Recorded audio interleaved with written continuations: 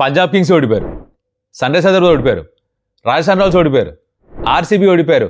బేసిక్గా జరుగుతుందంటే పాయింట్స్ టేబుల్లో కింద ఉన్న వాళ్ళందరూ పైన వాళ్ళని కొడుతున్నారు. ఎప్పుడు కోరుకునేది అదే. దాంతో జరిగేది ఏంటంటే పాయింట్స్ టేబుల్ చాలా ఇంట్రెస్టింగ్గా మారిపోతుంది, టోర్నమెంట్ చాలా ఇంట్రెస్టింగ్గా మారిపోతుంది, అండ్ ప్రతి మ్యాచ్ ఇంపార్టెంట్గా మారిపోతుంది. అంటే నెక్స్ట్ మ్యాచ్ ఒకటి తప్ప, but we will talk about that later. ఈరోజు జరిగిన మ్యాచ్ల్లో ఆర్ ఈ సండే జరిగిన మ్యాచెస్లో ఫస్ట్ సన్ రైజ్ హైదరాబాద్ వాళ్ళు ఓడిపోయారు అగేన్స్ట్ కేకేఆర్. సప్త సముద్రాలు ఇది ఇంటి పక్కనున్న పిల్లకాలలో పడిపోయినట్టుగా అందరినీ ఓడించి కేకేఆర్తో ఓడిపోయారు. మరోపక్క గుజరాత్ టైటన్స్ పంజాబ్ కింగ్స్ని ఎలా అయితే ఓడించాలని ఆర్ఆర్ చేసి చూపించారో ఆ టెంప్లెట్ కొద్దిగా ఫాలో అయినట్టుగా నాకు అనిపించింది. మరి దాని గురించి కాస్త ఆడుకోవాలి. సన్ రైజ్ హైదరాబాద్ ఓడిపోవడానికి గల కారణాలు ఏంటి, ఎందుకు ఇలా జరుగుతూ ఉంటుంది, చాలా ఇంపార్టెంట్. కొంచెం technical aspects of the game కాస్త మాట్లాడదాం. ఓపిక ఉంటే మొత్తం చూడండి, ఓకేనా? ఎక్కువ ఆలస్యం చేయకుండా let's get started. Welcome to some tales. నా పేరు కౌశిక్. సన్ రైజ్ హైదరాబాద్ వాళ్ళ home game against Kolkata knight riders ఓడిపోయారు. మధ్యాహ్నం గేమ్ కలిసి వస్తున్నట్టుగా లేదు. అంటే మీరు అలా టైమింగ్ వాస్తు గట్రా వారం మధ్య అలాంటి పాటిస్తూ ఉంటే కనుక మరి మీరు అంటారేమో మధ్యాహ్నం పని చేయట్లేదు భయ్యా మనకి అని. ఎస్, అఫ్ కోర్స్ అలానే అనిపించింది. జరిగింది ఏంటంటే ఫస్ట్ బ్యాటింగ్ చేస్తూ సన్ రైజ్ హైదరాబాద్ టాస్ గెలిచిన తర్వాత 165 మాత్రమే స్కోర్ చేశారు. అజింక్య రహానే కూడా మేము కూడా ఫస్ట్ బ్యాటింగే చేద్దాం అనుకున్నాం అని చెప్పాడు. కానీ వాళ్ళు టాస్ ఓడిపోయి బౌలింగ్ చేయడమే కరెక్ట్ అని ప్రూవ్ అయింది వాళ్ళ కోసం. బికాజ్ వాళ్ళు రన్ చేజ్లో ఆడుతూ పాడుతూ 18th over or 19th over 2 balls match finish చేశారు. 7 wickets ఎడతోటి మ్యాచ్ గెలిచారు. 7 wickets ఎడతోటి వెరీ గుడ్ పర్ఫార్మెన్స్. వాళ్ళ స్పిన్నర్స్ బాబా బౌలింగ్ చేశారు. Varun Chakravarthy player of the match, తనకు 3 wickets ఇచ్చారు. సునీల్ నారాయణ్ 2 wickets తీసుకున్న 200 wickets for KKR and IPL history అది జరిగిపోయింది. బ్యాట్ తోటి రఘువంశ్ హాఫ్ సెంచరీ, రహానే బా బ్యాటింగ్ చేశాడు. వాళ్ళకు ఓవరాల్గా అంతా బాగానే ఉంది. సన్ రైజ్ హైదరాబాద్ కొన్ని మంచి పర్ఫార్మెన్స్ వచ్చాయి. అసలు జరిగింది ఏంటో డీటెయిల్డ్గా మాట్లాడుకుందాం ఇప్పుడు, ఓకేనా? పవర్ ప్లేలో అభిషేక్ శర్మ త్వరగా అవుట్ అయిపోయినా కూడా ఇషాన్ కిషన్, ట్రావిస్ హెడ్ కలిసి బాగానే స్కోర్ చేశారు. పవర్ ప్లేలో 70 కంటే ఎక్కువ వచ్చాయి. 10 overs కల్లా 100 అయిపోయింది. In fact 9 overs 105. 9th ఓవర్లోనే కదా ట్రావిస్ హెడ్ అవుట్ అయింది. 10 overs కూడా కాదు, 9th ఓవర్కే అయిపోయింది 100. అంత స్కోర్ చేసిన తర్వాత బుజ్జాయ్ 65 పరుగులకు 9 wickets ఎట్లా పడిపోయారా మీకు అని మీకు డౌట్ రావాలి. 60 runsకి 9 wickets పడ్డాయి. 165 ప్యాక్ కదా. క్యా హువా కంటే మీద ట్రావిస్ హెడ్ చాలా బాగా ఆడాడు. ఫామ్లోకి రావడం it's a very good thing for sunrise Hyderabad. In fact ఇలా ఫామ్లో అంటే హెడేక్ కాదు మైగ్రేన్ తెప్పిస్తాడు అందరికీ, ఇది ఖాయం. So that's one good thing about it. 6 and 4 బాగా స్కోర్ చేసి నుంచి బాగా ఆడాడు. తను మొత్తం అంతా ఆడాలనుకోవడం కంటే కూడా తన రోల్ చేసి వెళ్ళాడు. 61 స్కోర్ చేశాడు 28 balls. అంతకంటే ఇంకేం కావాలి మీకు, అవునా కదా? సో అక్కడి వరకు he did his job, fantastic, నాకు ప్రాబ్లమే లేదు. తర్వాతే ప్రాబ్లం అంతా. We need to understand something. చాలామంది కమెంట్లు పెట్టారు, ఈ తెలుగు కామెంటేటర్లకి కొంచెం కూడా బుర్రలేదు. ఇనిషియల్గా రన్స్ కొడుతున్నప్పుడేమో చాలా బాగా ఆడుతున్నారు, అగ్రెసివ్గా ఆడుతున్నారు, ఇంటెంట్ చూపించాలంటున్నారు. తర్వాత మటుకు వికెట్స్ పడిపోతే ఇలా ఆడితే అలా సిచ్యువేషన్ తగ్గట్టుగా ఆడాలి కదా అంటున్నారు. మాట మార్చేస్తున్నారా వీళ్ళు సిచ్యువేషన్ తగ్గట్టుగా అంటున్నారు. సిచ్యువేషన్ తగ్గట్టుగా మాట మార్చడం కాదు, అక్కడ సిచ్యువేషన్ మారింది, అక్కడ పరిస్థితులు మారాయి. ఇది తెలుసుకోండి. ఒకటి ఏంటంటే చాలా మందికి అర్థం కాని విషయం, క్రికెట్ ఆడేది టెన్నిస్ బాల్తో మన ఇంటి వెనకాల పెరట్లో ఆడుకున్నట్టు కాదు, గ్రౌండ్లో ఆడుకున్నట్టు కాదు, మ్యాటింగ్ వికెట్స్ మీద ఆడినట్టు కూడా కాదు. టర్ఫ్ వికెట్ మీద ఆడుతున్నప్పుడు as the day progresses, as the game progresses, ముందుకు వెళ్లే కొద్దీ కండిషన్స్ మారతాయి. చాలా సందర్భాల్లో మారతాయి. కొన్నిసార్లు 40 ఓవర్ల పాటు పిచ్ అలానే ఉంటుంది, దాని స్వభావం మారదు. డ్యూ రాదు, స్లో అవ్వదు, ఫాస్ట్ అవ్వదు, మాయిశ్చర్ ఎండిపోవడం, ఇవేవి జరగవు. కొన్నిసార్లు జరుగుతాయి. ఈ మ్యాచ్లో ఏం జరిగింది, ఓపిక ఉంటే పూర్తిగా వినండి, లేకపోతే ఇప్పుడే స్కిప్ చేసేసేయండి.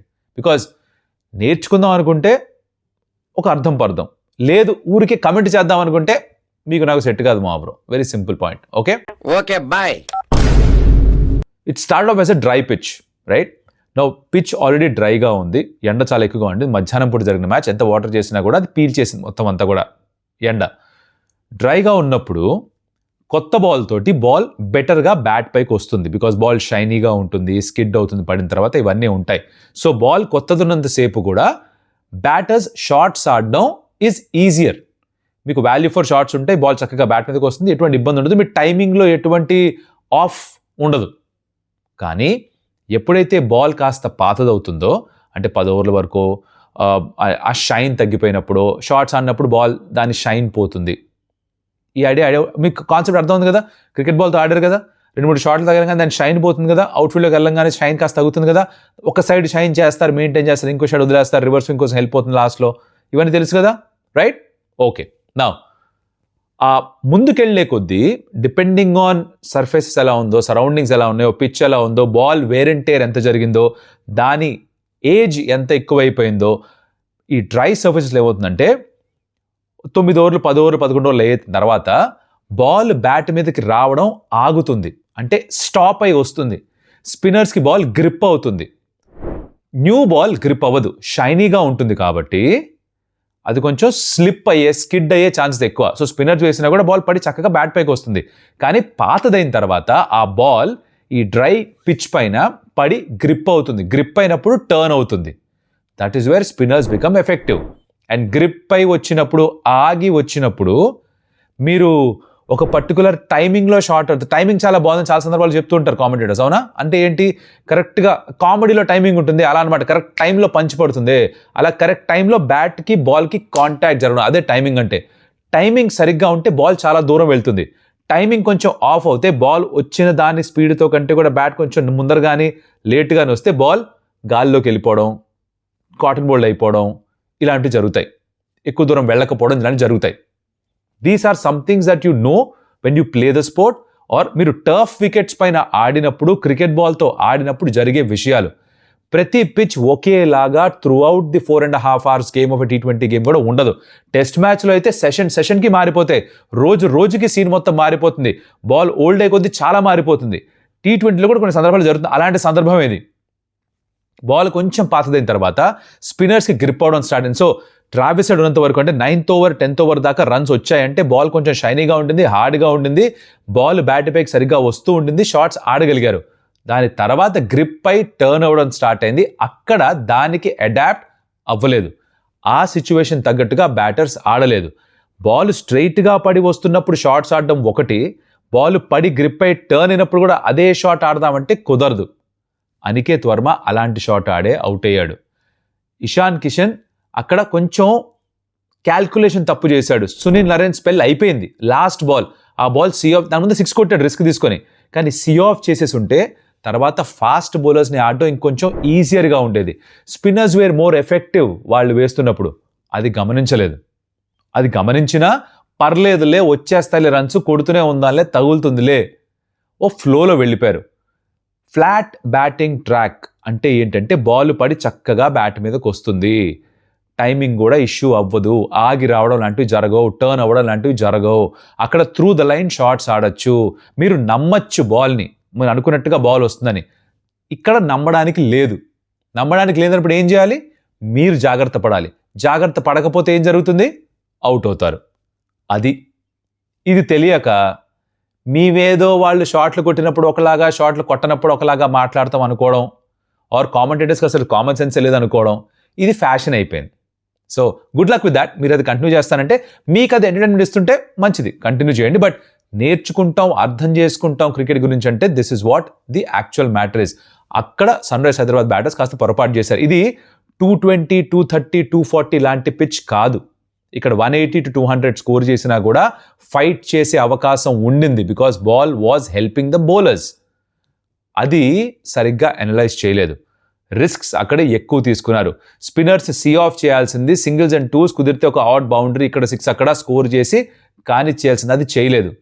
కొంచెం తగ్గడంలో కొన్ని సందర్భాల్లో తప్పు లేదు. ప్రతిసారి నేనే డామినేట్ చేస్తా అంటే కుదరదు, అది జరగలేదన్నమాట. That is what went wrong here. వాళ్ళకి తెలియక కాదు, మైండ్లో టీం ఫిక్స్ అయిపోయింది, ఇలానే ఆడదాం, ఇలాంటి క్రికెటే ఆడతాం, రన్స్ ఇలానే వస్తాయి, ఇలానే గెలుస్తాం, ఇలానే ఓడిపోతాం. That's one way of looking at it. But ఆ సిచ్యువేషన్ తగ్గట్టుగా నేను నా గేమ్ని కాస్త మోడిఫై చేసుకుంటాను అంటే రిజల్ట్ మీకు అనుకూలంగా ఉంటుంది. ఇమాజిన్ ఇలాంటి ఒక గేమ్ ఫైనల్లో వచ్చింది, ఇలాంటి ఒక పిచ్ ఫైనల్లో వచ్చింది, ఇలానే ఆడతామంటే కుదరదు. మీకు రన్స్ కావాలిగా బోర్డు పైన గెలవాలంటే, అప్పుడు అడాప్ట్ చేసుకోవాల్సి వస్తుంది. ప్యాట్ కమిన్స్ ఒక బాల్ వెల్ లెఫ్ట్ చేశాడు. ఎందుకు చేశాడు ఆలోచించండి. ఆడలేక ఆ షాట్, తనకి తెలుసు, తనకి ఆ సమయస్ఫూర్తి ఉండింది, స్పిన్నర్ వేస్తున్నాడు, ఈ స్పెల్ సీ ఆఫ్ చేద్దాం, వెల్ లెఫ్ట్ చేద్దాం, ఏం కాదు, తర్వాత ఫాస్ట్ బౌలర్స్ ఆడుకుందాం అని. ఇషాన్ స్ట్రైక్ పైకి వచ్చాడు, 6 కొట్టాడు, నెక్స్ట్ బాల్ అవుట్ అయిపోయాడు. That was the overall problem in sunrise Hyderabad batting. అందుకే 165కి వాళ్ళు ఆల్అౌట్ అయిపోవడం, కోల్కతా నైట్ రైడర్స్ తర్వాత రన్ చేసి ఈజీగా పూర్తి చేసేయడం. మీరు ఇప్పుడు అనొచ్చు, వాళ్ళు ఆడుతున్నప్పుడు మరి ఎందుకు ప్రాబ్లం కాలేదు? బికాజ్ సన్ రైజ్ హైదరాబాద్ మొదటి బ్యాటింగ్ చేసినప్పుడు 230, 240 కొడదామని ఒక ఆలోచనతో ఎక్కువ షాట్స్ ఆడారు. ఎక్కువ రిస్క్స్ తీసుకున్నారు. లేని బాల్ని కూడా 6కి 4కి ఆడే ప్రయత్నం చేశారు. అక్కడ రిస్క్ ఎక్కువ ఉంది కాబట్టి అవుట్ అయ్యే ప్రమాదం కూడా ఎక్కువ ఉంటుంది. కేకేఆర్ బ్యాటర్స్ ఆడుతున్నప్పుడు 166 మాత్రమే కావాలి. For majority of the time required run rate 7 or 8 మధ్యలో మాత్రమే ఉంది. రిస్క్ తీసుకోవాల్సిన పని లేదు. పర్సంటేజ్ క్రికెట్ ఆడితే చాలు. అలాంగ్ ద గ్రౌండ్ ఆడినా సరిపోతుంది. సింగిల్స్ అండ్ టూస్ తీసుకున్నా చాలు. ఎక్కడో చోట బౌండరీ వస్తుందని వాళ్ళకి తెలుసు. సో ఆ ప్రెషర్ వాళ్ళపైన లేదు టు టేక్ మోర్ రిస్క్స్. అప్పుడు ఏం చేస్తారు, వాళ్ళ షార్ట్ సెలెక్షన్ మారింది. అదే 200 ఉండుంటే, అదే రిక్వైర్డ్ రేట్ 9-10 ఉండుంటే వాళ్ళు కూడా ఎక్కువ షాట్స్ ఆడాల్సిన సిచ్యువేషన్ ఏర్పడేది. అప్పుడు మంచి బాల్స్కి ఎగిన్స్ట్ కూడా షార్ట్స్ ఆడి అవుట్ అయ్యే అవకాశాలు క్రియేట్ అయ్యేవి. That's the difference. Score board పైన స్కోర్ లేకపోవడం, తక్కువ స్కోర్ చేజ్ చేస్తున్నప్పుడు మీ ఆలోచించే విధానం వేరేగా ఉంటుంది. పిచ్ స్వభావం పూర్తిగా మారిపోలేదు, కానీ సిచ్యువేషన్ తగ్గట్టుగా కేకేఆర్ బ్యాటర్స్ ఆడారు. That's something KKR did well, SRH batters did do well. ఆ స్కోర్ని డిఫెండ్ చేసుకోవడం చాలా కష్టం. అదే ప్యాట్ కమిన్స్ కూడా చెప్పారు. అందుకనే ఎస్ఆర్హెచ్ మ్యాచ్ ఓడిపోయారు. అర్థమై ఉంటే కమెంట్ పెట్టండి, వ్యర్థం అనుకుంటే వదిలేసేయండి. ఓకే మా బ్రోస్, గ్రేట్. నౌ రెండో match was again a close game. Punjab Kings, GT versus Punjab Kings. ఇక్కడ పంజాబ్ కింగ్స్ మొదట బ్యాటింగ్ చేశారు. జీటీ సిమిలర్గా టాస్ గెలిచి ఫస్ట్ పంజాబ్ కింగ్స్ బ్యాటింగ్ చేయమన్నారు. 163కి రిస్ట్రిక్ట్ చేశారు. In fact they had them 47 for 5 1 point of time. తర్వాత దాన్ని చేజ్ డౌన్ చేసేశారు. లాస్ట్ ఓవర్ దాకా వెళ్ళింది, సెకండ్ లాస్ట్ బాల్ దాకా వెళ్ళింది, వేరే విషయం అనుకోండి. బట్ ఓవరాల్గా ఒక టెంప్లెట్ ఏదైతే ఆర్ఆర్ సెట్ చేసి పెట్టారో దాన్నే ఫాలో అయ్యారు ఇన్ సర్టన్ సెన్స్. ప్రివ్యూలో ఇది మాట్లాడుకున్నాం మనం, రైట్? జరిగింది ఏంటి, ఎర్లీ బ్రేక్ త్రూస్ వచ్చాయి. పిచ్లో కొంచెం ఫాస్ట్ బౌలర్స్కి హెల్ప్ ఉండింది. మొహమ్మద్ సిరాజ్ అద్భుతంగా బాల్ని మూవ్ చేశాడు, 2 వికెట్స్ తీసుకున్నాడు. ప్రియాంచార్య ఆ ఫ్రంట్ ఫుట్లో పుల్ ఆడే ప్రయత్నంలో ఫస్ట్ ఓవర్లోనే ఆల్మోస్ట్ అవుట్ ఆ పుల్ షాట్లో. We spoke about this again the preview. But again తర్వాత ఆ స్లాష్ ఆడదాం అనుకున్నాడు, థర్డ్ మ్యాన్లో క్యాచ్, స్మార్ట్ క్యాచ్. తర్వాత కూపర్ కాన్లీ వచ్చాడు, మంచి బాల్ పడి తను అవుట్ అయ్యాడు. కగి సరబడ ప్రప్సిమ్రాన్ని ఆన్ ద రైజ్ షాట్ ఆడించాడు, అవుట్ చేశాడు, రైట్? జేసన్ రోడ్ వచ్చి తను 2 వికెట్లు తీసుకున్నాడు. 47 for 5. బేసికలీ టాప్ ఆర్డర్ మొత్తం డెమాలిష్డ్. తర్వాత ఒక rebuilding effort. This was great to see. ఇది ఒక 5 ఏళ్ల క్రితం జరిగిన మ్యాచ్ లాంటివి అనమాట ఇది. అంటే ఎర్లీగా వికెట్స్ పడిపోయి ఏం చేయాలి, రేర్ గార్డ్ ఎఫర్ట్ కావాలి, కొంచెం ఇన్నింగ్స్ని బిల్డ్ చేయాలి, కాస్త కాపాడుకోవాలి, వికెట్స్ పోకూడదు, కాసేపు టైం తీసుకుందాం, ఏం పర్లేదు, అలా బిల్డ్ చేశారు మార్కస్ స్టాయినిస్ అండ్ సూర్యాంష్ షెడ్గే. ఇద్దరి మధ్యన ఒక ఎక్సలెంట్ పార్ట్నర్షిప్. వాళ్ళిద్దరూ కలిసి ఎగ్జాక్ట్గా ఎంత స్కోర్ చేశారంటే from 47 for 5 they took it to 126, right? Almost 80 run partnership, 79 to be precise. అయితే దాంట్లో సూర్యాంష్ 57 స్కోర్ చేశాడు. ఇన్ఫాక్ట్ ఒక ఓవర్లో ఐ థింక్ 20 runs స్కోర్ చేశాడు. టక్ రన్స్ వచ్చాయి మానసుతారు వేస్తున్నప్పుడు. 5 6s 3 4s 196 strike rate. Imagine the situation, 47 for 5. That's great నాక్ బై సూర్యాంష్. మార్కస్ స్టాయినిస్ కూడా కంటిన్యూడ్ గుడ్ ఫామ్. ఆ రోజు 22 balls 62. ఆ సిచ్యువేషన్ తగ్గట్టుగా ఆడాడు. ఈ సిచ్యువేషన్ తగ్గట్టుగా వేరే టైప్ ఆఫ్ బ్యాటింగ్ చేశాడు. 31 balls 40, strike rate 129. But that was what was needed. అది మెచ్యూరిటీ, అది చూపించాడు తను. తర్వాత of course not enough runs. Marco Jansen 10 balls 20 కొట్టాడు, 160కి చేరుకున్నారు. Decent bowling performance. Jason Holder I think is a stand out ప్లేయర్గా మారిపోతున్నాడు గుజరాత్ టైటన్స్కి. బికాజ్ తను ఇన్ఫాక్ట్ ఏ ఫ్రాంచైజీకి ఆడినా, ఏ టీమ్కి ప్రపంచంలో ఆడినా కూడా, వెస్టిండీస్కి అయినా, ఫ్రాంచైజీ లీగ్లో వేరే టీమ్స్కి ఆడినా కూడా, he is always a very solid performer. Ball తోటి వికెట్స్ ఇస్తాడు, బ్యాట్ తోటి రన్స్ ఇస్తాడు, ఇన్ ద ఫీల్డ్ మంచి క్యాచ్లు పడతాడు. Is a very good team player, మంచి performer, underrated player, under the radar వెళ్ళిపోతుంటాడు. 4 వికెట్స్ తీసుకున్న ప్లేయర్ ఆఫ్ ద మ్యాచ్ తనే. అగైన్ జీటీకి టార్గెట్ తెలుసు, just like the afternoon game కేకేఆర్కి టార్గెట్ తెలుసు, అట్లాగే వీళ్ళకి కూడా టార్గెట్ తెలుసు. సో ఎక్కువ షాట్స్ ఆడాల్సిన పని లేదు. శుభన్ గిల్ త్వరగా అవుట్ అయిపోయాడు. Sai Sudharsan half century score చేశాడు. Again back to back half centuries వస్తుంది తనకి. 4th 50+ స్కోర్, ఒక సెంచరీ కూడా ఉంది. 73 75, 87, 100, 57 ఇది.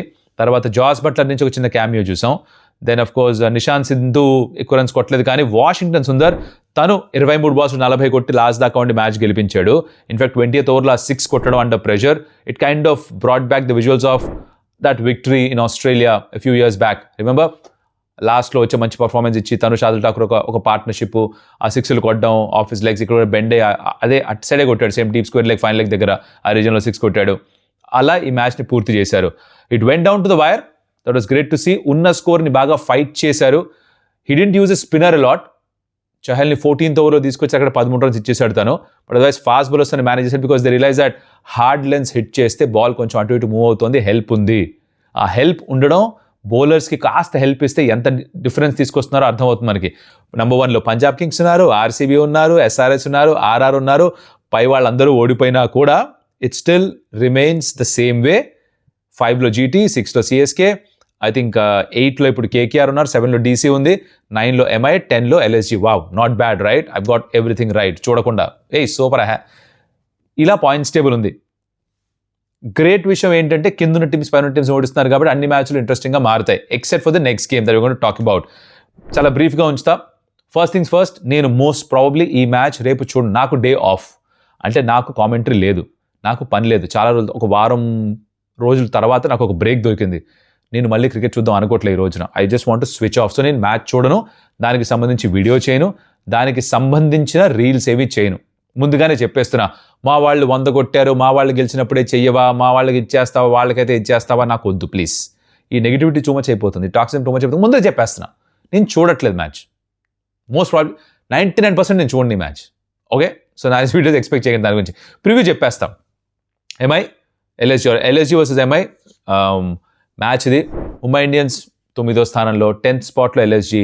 అక్కడ ఉండాల్సిన టీమ్సా కాదు, టీమ్స్ బాగాలేదా, బాగున్నాయి. స్క్వాడ్స్లో స్ట్రెంత్ లేదా, ఉంది. ఇంటర్నేషనల్ స్టార్స్ లేరా, ఉన్నారు. వరల్డ్ ఛాంపియన్ టైప్ ప్లేయర్స్ లేరా, ఉన్నారు. అయినా కూడా ఇలాంటి పర్ఫార్మెన్స్ వచ్చాయి బికాస్ యాజ్ ఎ యూనిట్ వాళ్ళు కలిసి సరిగా పర్ఫామ్ చేయలేదు. ఇప్పుడు ఎల్ఎస్జీకి ఇంకా అవుట్ సైడ్ రియలిస్టిక్ ఛాన్స్ ఉంది. అన్ని మ్యాచ్లు గెలిస్తే 16 పాయింట్లకు చేరుకుంటారు, సో క్వాలిఫై అయ్యే అవకాశం ఉంది. బట్ అన్నీ గెలవాలి. ముంబై ఇండియన్స్ వాళ్ళు అన్నీ గెలిచినా కూడా 14 పాయింట్స్కే వస్తారు.